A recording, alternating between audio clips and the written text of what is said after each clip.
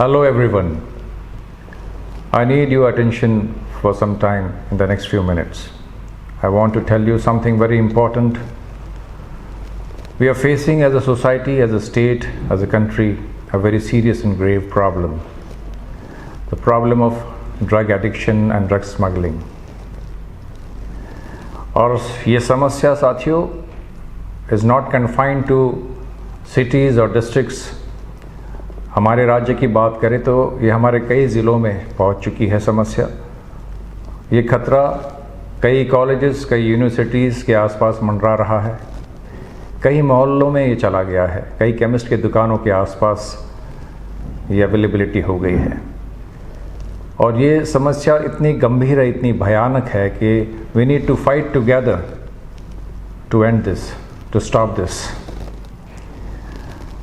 I have seen families जो तबाह हो गई है. I have seen very closely. Long time back when I was SP Fatehbad in 2000, I have seen this very closely. और अगले 2 minute में बताना चाहूँगा कि पुलिस को वहाँ पर जो मेरी ये NGO है प्रयास, ये प्रयास नाम के NGO पुलिस को बनाने की क्यों ज़रूरत पड़ी थी। हम पकड़ रहे थे, नशा पकड़ रहे थे।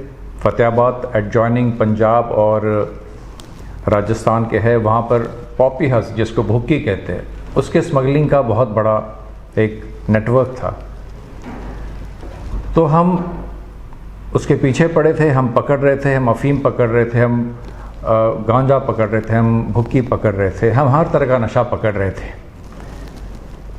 और ये समझ रहे थे कि समस्या को हम काबू कर रहे हैं। लेकिन एक दिन मेरी आदत थी डिस्ट्रिक्ट्स में कि मैं जो पकड़े गए क्रिमिनल्स होते थे उनसे बात करता था।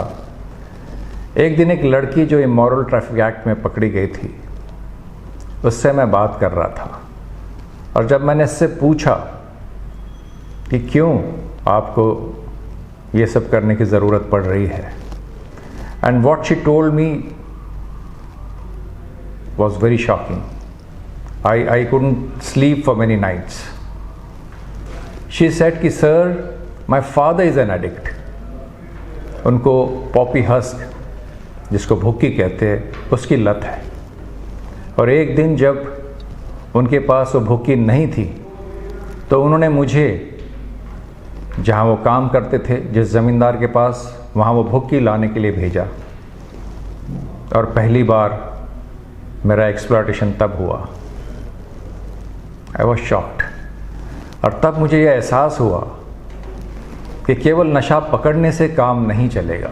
अगर हमको सही मायने में ये सोसाइटी को बचाना है तो हमको नशे की जो डिमांड है उसको भी कम करना, उसको भी रोकना ज़रूरी था। और इसीलिए प्रयास का जन्म हुआ वर्ष 2000 में।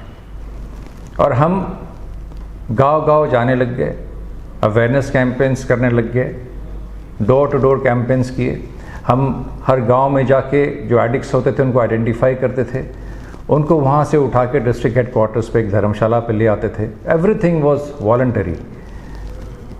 कोई धर्मशाला देता था, वहाँ हम उनको ले जाते थे। डॉक्टर्स फ्री ट्रीटमेंट देते थे, केमिस्ट फ्री दवाइयाँ देते थे, फ्रूट मार्केट से फ्रूट आ जाते थे, गुरुद्वारे से खाना आ जाता था।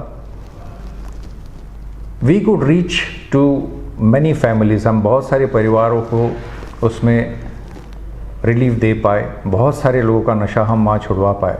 और इसके बाद जो नशा छोड़ देते थे उनको हम मॉनिटर करते थे और उनको बाद में उन्हीं के गांव में वहीं पर जा कर के पब्लिकली सम्मानित करते थे।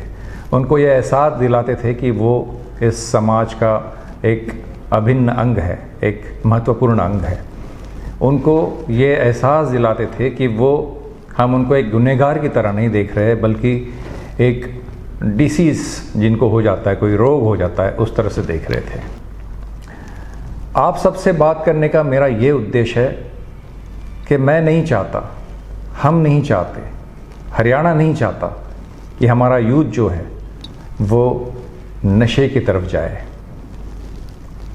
क्योंकि आपको ये समझना होगा कि जिस उम्र में कुछ कर दिखाना होता है, कुछ कर गुजरना होता है, उस उम्र में अगर हम नशे की तरफ बढ़ते हैं, नशे का साथ देते हैं, अट्रैक्ट हो जाते हैं उस तरफ, तो पूरी लाइफ ख़राब होती है, ना सिर्फ आपकी बट पूरे परिवार की।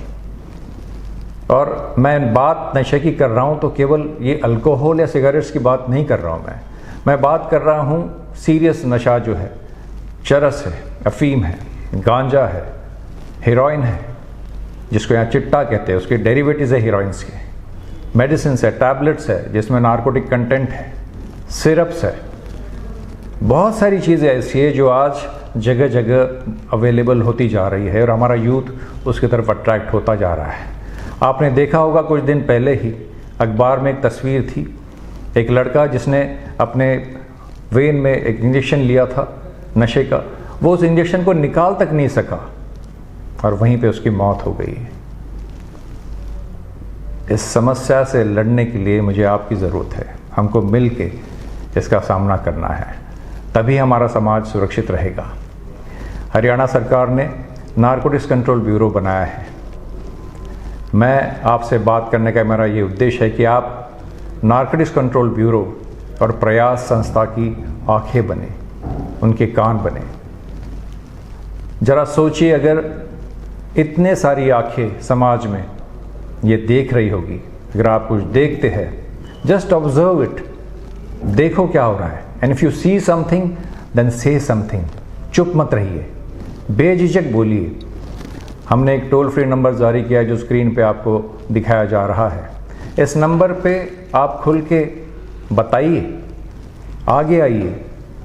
आपको कुछ एबनॉर्मलिटी दिखती है अपने साथियों में या कहीं मोहल्ले में, आपके घर के आसपास, कॉलेज के आसपास, यूनिवर्सिटीज़ के आसपास, जहाँ भी आप रहते हैं, आपको कुछ नज़र आता है, don't hesitate, don't wait, just dial the number, उस पर कॉल करें या मैसेज करें और हमें बताइए। इसके अलावा जो लोग नशा छोड़ना चाहते हैं, उनके परिवारों से भी मेरी अपील है, if you find somebody who is an addict और जो छोड़ना चाहते हैं, तब भी आप इस नंबर पे हमें सूचित करें। हम आपका आइडेंटिटी जो है आपकी सुरक्षित रखेंगे और पूरी मदद हर इन्फॉर्मेशन पे हम करेंगे।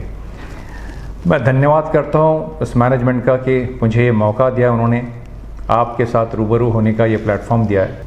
मुझे पूरा विश्वास है कि आप भी नहीं चाहते कि हरियाणा और हमारी सोसाइटी इस प्रॉब्लम में जकड़े।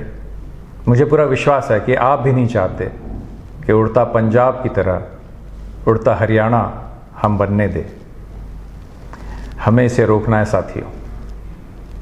और मैं अंत में इतना ही कहूँगा, चाहे आप नशा छोड़ना चाहते हो या कोई इन्फॉर्मेशन देना चाहते हो, उन सब के लिए बस एक ही लाइन कहना चाहूँगा कि तू निश्चय तो कर, कदम तो उठा, निकल आएगा कोई रास्ता। जय हिंद।